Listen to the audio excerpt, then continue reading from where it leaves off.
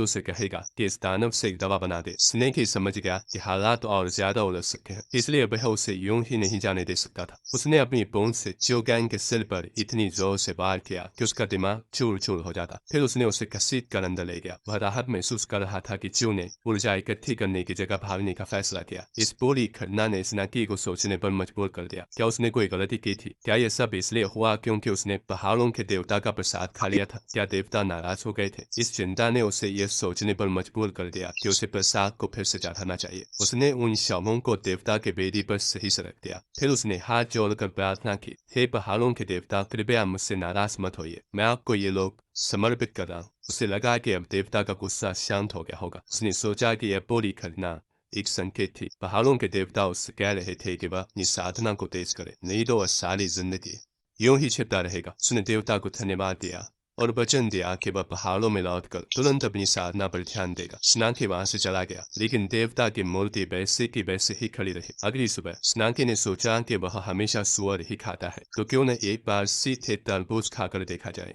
जैसे ही उसने पहली बाइट ली, उसे कुछ आवाजें सुनाई दी। एक लड़का और उसका पिता सड़क पर चल रहे थे। वे नदी से बहुत सारी मछलियां पकड़ कर लौट रहे थे क्योंकि पानी का स्तर बढ़ गया था। स्नाकी ने तुरंत उस लड़के को पहचान लिया। यह वही पिचफोर्क वाला लड़का था। उसे लगा कि यह लोग तरबूज के खेत के मालिक हैं। लड़के के पिता ने उससे पूछा, क्या तुमने हाल ही में वो काला सांप देखा है? स्नाकी की नजर आदमी की कमर पर लटकते टैग पर गई, जिस पर लिखा था सांप पकड़ने वाला। लड़के ने भी देख लिया और तुरंत पहचान लिया कि यह आदमी स्नेक एजर सेट का सदस्य है। उसने सोचा, क्या वो आदमी यहाँ उस बूढ़े काले सांप को पकड़ने आया है? आदमी ने रूखे अंदाज में लड़के से जवाब देने को कहा। जब लड़का चुप रहा तो उन्हें लगा कि कहीं वो गूंगा तो नहीं हो गया। कुछ देर बाद लड़के ने जवाब दिया, मैंने कभी किसी बूढ़े काले सांप को नहीं देखा। लंबे आदमी का नाम टीन था। उसके पीछे खड़े दूसरे आदमी ने कहा, इस लड़के से पूछना बेकार है, इसे कुछ नहीं पता। टीन को गुस्सा आ गया। तभी पास की चट्टान पर बैठे कौओं के झुंड ने उनका ध्यान खींचा। वे लड़के को धक्का देकर वहां देखने चले गए। उन्होंने अंदाजा लगाया कि शायद बूढ़ा काला सांप वहीं छिपा हो। लड़का मन ही मन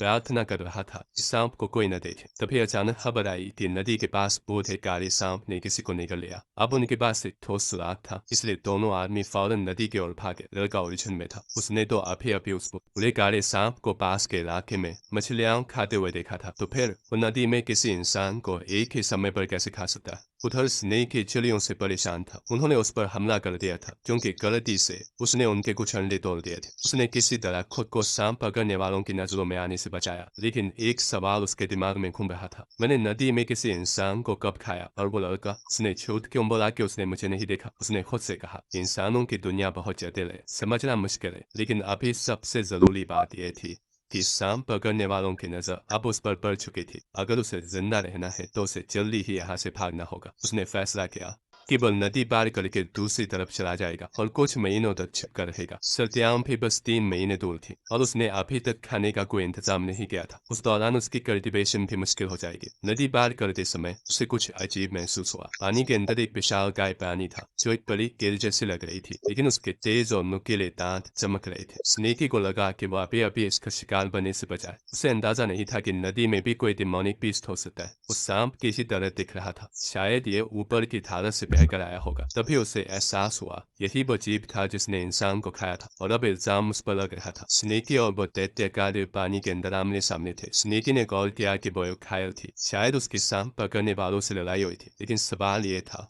कि वो उस पर हमला क्यों कर रही थी? वो तो बस यहाँ से गुजर रहा था। फिर उसे समझ आया वो ईल शायद खुद भी भाग रही थी और अब वो स्नेकी को खाने की कोशिश कर रही थी ताकि अपनी ताकत वापस पा सके। पहले तो स्नेकी ने सोचा कि इसे मारकर अपने हाइबरनेशन के लिए स्टोर कर लेगा, लेकिन फिर उसे एहसास हुआ जो जीव सांप पकड़ने वालों से बच कर आया है वो जरूर बहुत ताकतवर होगा। उसने खुद से कहा, इसका शिकार करना बेवकूफी होगी, मेरी जान ज्यादा कीमती है। वो तेजी से वहां से तैर कर निकलने की कोशिश करने लगा, लेकिन अब वो दैत्याकार ईल अपनी जिद पर उतर आई थी। उसने फैसला कर लिया था कि वो स्नेकी को छोड़ने वाली नहीं। अब स्नेकी पूरी तरह फंस चुका था, उसकी सांस लगभग खत्म हो रही थी। उसने सोचा कि अगर वो अपनी पूरी ताकत से इसके कमजोर हिस्से यानी इसके पेट पर वार करे शायद वो बच सका। उसने मन बना लिया अब वो अपनी आखिरी सांस तक लड़ेगा। स्नेकी ने मांस को चबाया, लेकिन उसे घिन आ गई। मांस बहुत चिकना और अजीब स्वाद वाला था। अचानक मांस जलने लगा और वो भी पानी के अंदर। स्नेकी हैरान रह गया, आसपास का पानी भी आग पकड़ चुका था। ये क्या हो रहा है? उसने सोचा। उसे लगा कि ये मॉन्स्टर ये म्यूकस से बना कोई भ्रम इल्यूजन होगा। स्नेकी ने खुद को चेक किया, क्या उसे सच में जलन महसूस हो रही है? तभी उसे चेन फैन की कल्टीवेशन तकनीक आ रही। थम का सामना करने के लिए